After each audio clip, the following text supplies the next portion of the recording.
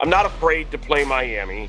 I think they provided a tougher matchup for Ohio State. Let me just put it out there. Ohio State could beat any single team in this playoff. It's been a while since we've had a chance to talk about my Buckeyes, and I am ready. I am so ready for this. So we had this good discussion last time about which team you'd rather play between Miami and Texas A&M. I think we ended up both coming around to Miami. Yeah. No, I wanted to play Texas A&M. I'm sorry. Yeah, the team that you would less. Yes, that. Basically, you were like, I don't want to play Miami, and I said I would probably rather you play Miami, and now you're going to play Miami. Yeah. That A&M Miami game was something on Saturday. Sure was.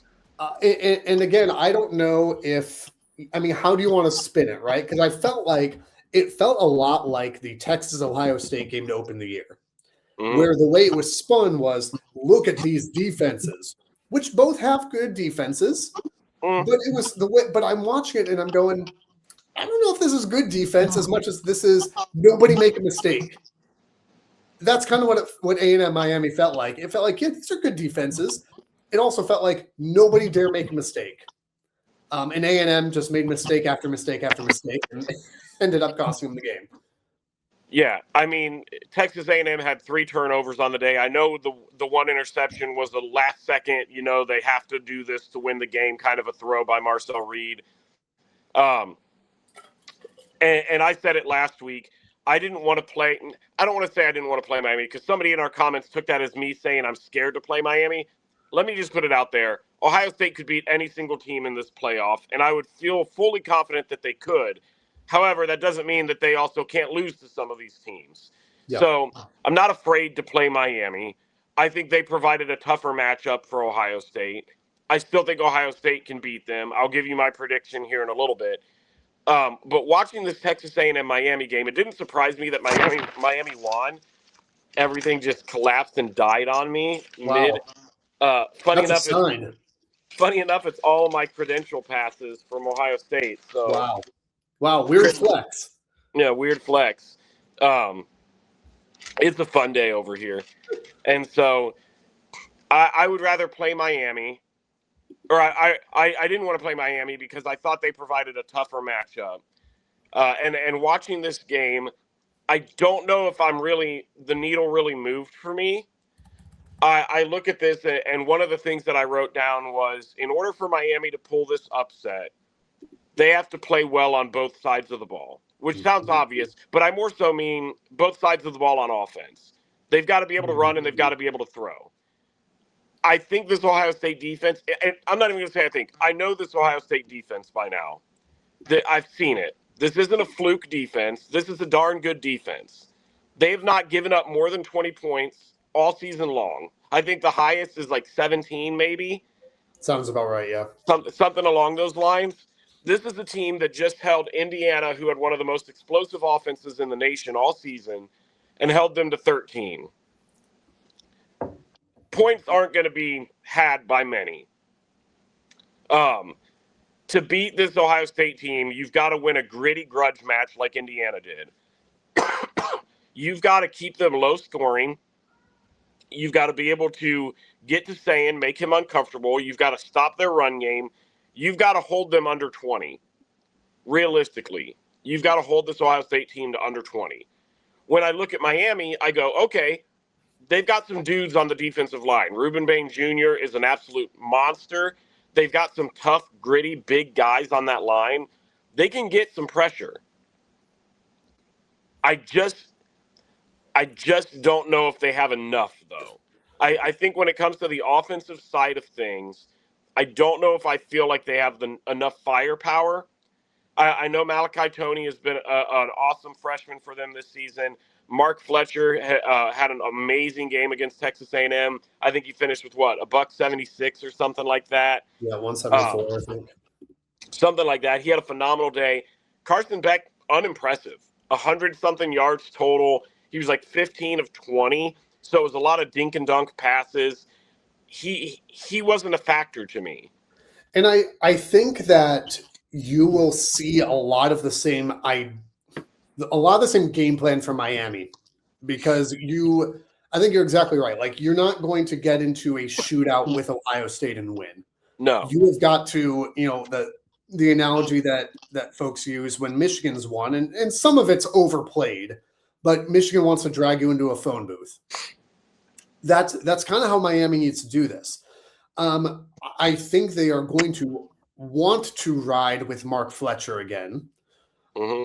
But you're going to need, I agree with you on this, you're going to need more from Carson Beck. But I also know that Miami is going to try to limit his mistakes. Because again, early in the season, Beck had a lot of turnovers, and he really cleaned it up down the stretch, was played very well. The way Miami loses this game, I mean, there's multiple ways, but you can lose this game two different ways. You can lose this game by Carson Beck getting reckless with the football. You can also lose this game, though, by being too conservative. I look at the Michigan game, and there were obviously multiple things that went wrong for Michigan in the Ohio State game this year. But one of the reasons Michigan lost that game is one of the reasons they lost the Oklahoma game, which was they were so afraid of Bryce Underwood making mistakes that they handcuffed themselves and lost the game because of it. You can roll out such a conservative game plan to not lose the game that it ends up costing you the game. So if I'm Miami, I mean, it's easier said than done. I don't have a problem with the dink and dunk passes. I think you actually can exploit Ohio State on the perimeters. However, you're going to have to you don't have to take shots down the field all the time, but you're going to need to do something. You're going to, when I say creative, you're going to have to do something creative. I'm not saying you need to do like a Malachi Tony halfback pass. I'm just saying you've got to keep that defense guessing a little bit. This is too good of a defense for you to just go, we're just going to run Fletcher up the middle. It's not going to happen. You've got to test the perimeters. And I will continue to say, I have very little respect for Davison Igbinosun and Jermaine Matthews. So I do think you need to take some shots with Malachi Tony down there, because I don't think that they can keep up with him. If Michigan had actually targeted Andrew Marsh, I'm not sure they win the game, but I think you've got a different game plan. That's the offensive side of the ball for Miami. I think on the defensive side, I mean, it's pretty obvious, right? What did Indiana do really well against Ohio State? Many things, but one of the things they did defensively was they put Sayin in a pressure cooker. Ohio State struggled to protect him. I think there were 5 sacks in that game? Yeah. Something like that. I mean, just an incredible job by Indiana. Miami, you already mentioned Ruben Bain. Ruben Bain had 3 sacks of Marcel Reed. Deontay Scott had 2. I think there were 7 total. Those guys accounted for 5 of them together. And so if you're Miami, that's got to be the game plan there, right? You are not going to get to beat Jeremiah Smith and Carnell Tate in one-on-one coverage.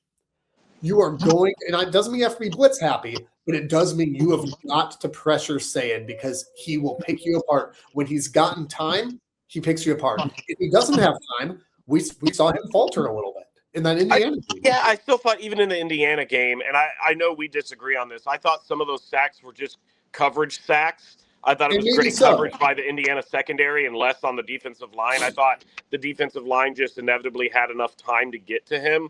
But Ohio State has also had a bit of a struggling offensive line on that one side. And so if you've got Deontay Scott and Ruben Bain out there, I mean, that's if Miami's going to walk the path, right? It's not crazy to think it's not crazy to say Miami wins this game, but it's a tall task, man. I mean, Ohio State is the betting favorite to win this thing.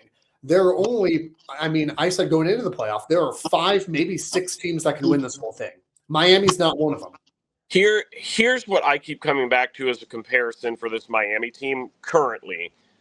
They feel very similar to Penn State, in my opinion, right now. Carson Beck. Unpack that one, boss. What? I said, unpack that one, boss. What? Right now, I feel like when I look at this Miami team, I go, really stout defense. Penn State, really stout defense. Offensive game plan, yeah, this quarterback on occasion can have a really good day, but in big moments, he seems to just kind of be average. Carson Beck, meet Drew Aller. Then I look at their run game and I go, very run reliant, Mark Fletcher, hey, Katron Allen. And so I'm looking at this team and I'm going, I've seen this team before. handfuls of times, and they're dangerous, but they also have never gotten it done. And so that's not to say, oh, this is going to be like some easy pushover game, anything like that. Those Penn State games are always tough. You're never comfortable the whole time. And so I'm looking at this game, and I just feel like with all the stuff, Ohio State being disappointed with how their season ended in the Big Ten championship, knowing their goals are still ahead of them, there is still a little bit of that little like tick in the back of my head that's going, how focused is Brian Hartline during all of this? I think if you can if you can have them be focused, and I hope that the game plan was, okay, Brian, take a couple days, get your house settled and everything in order in South Florida, but then you've got to be here and good. I hope that that's how things situated. I think if you get a focused Ohio State team where they actually had their coaches really come out and sit down and really have time to actually dedicate to a game plan, I don't think that there's a way that Miami wins this game. What's your score prediction?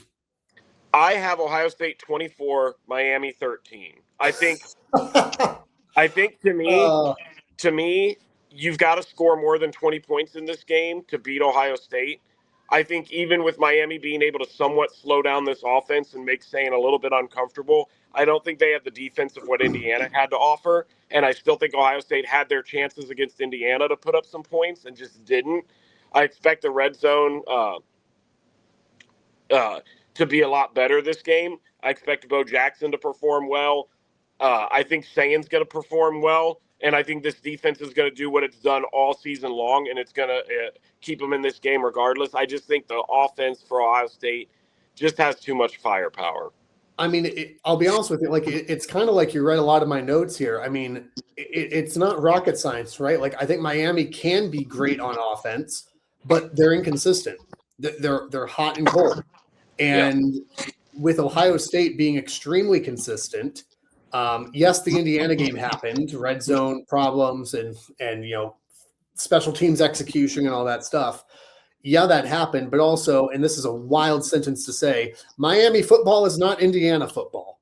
Mm-hmm. And imagine waking up from a coma and hearing that sentence said in earnest. I took the score almost exactly. Ohio State 24, Miami 14. I'm not sad about it. There was a guy in our YouTube comments talking about this, and at first he was mad because he's like, scared's the right word. You should be scared. Ohio State's fraudulent and all this stuff. And he went on and on and on.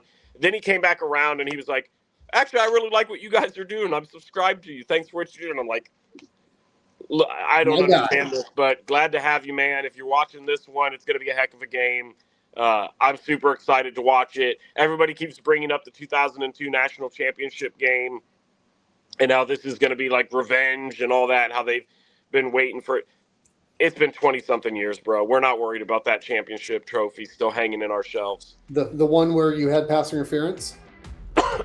It wasn't pass interference, but that's cute. Cool. The Rivalry Podcast is part of the Varsity Network from Learfield and the River Podcast Network from River Radio Ministries. New episodes out every Monday. Be sure to subscribe, rate, and review wherever you're listening right now, and follow on social media at RivalPod and RivalPod.com. And if you like what you hear, share with a friend so they can listen too.